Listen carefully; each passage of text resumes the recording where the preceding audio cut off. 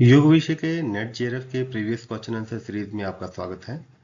हमारा आज का प्रश्न पतंजलि योग दर्शन के द्वितीय अध्याय साधन पाद से लिया गया है। साधन पाद में अष्टांग योग के वर्णन में नियम के अंतर्गत शौच पालन अर्थात पवित्रता का पालन बताया गया है। जैसा कि प्रश्न में पूछा ही गया है, योग सूत्र के अनुसार शौच पालन के परिणाम क्या है।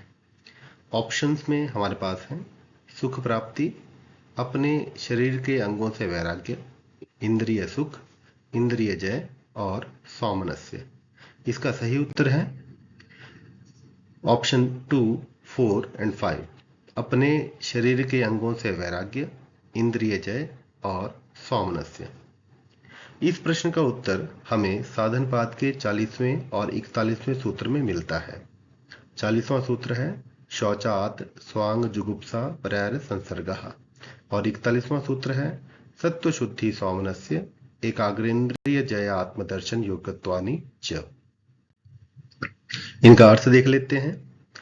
40वें सूत्र का अर्थ है शौच का पालन करने से अपने अंगों में वैराग्य और अन्यों से संसर्ग न करने की इच्छा प्रकट होती है। 41वें सूत्र का भावार्थ है और इसके अतिरिक्त अंतःकरण की शुद्धि से मन में आह्लाद, प्रसन्नता, चित्त में एकाग्रता, इंद्रियों का वश में होना एवं आत्म साक्षात्कार की योग्यता प्राप्त होती है। ठीक इसी प्रकार के प्रश्न अष्टांग योग के नियम एवं उनकी प्रतिष्ठा के फल से भी प्राप्त होते हैं और अष्टांग योग के नियम एवं उनकी प्रतिष्ठा के फल से भी प्राप्त होते हैं।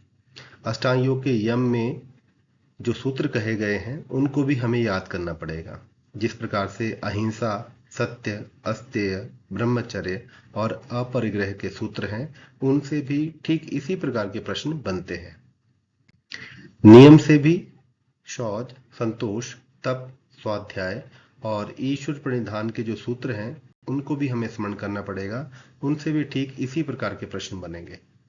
आज के लिए इतना ही। धन्यवाद।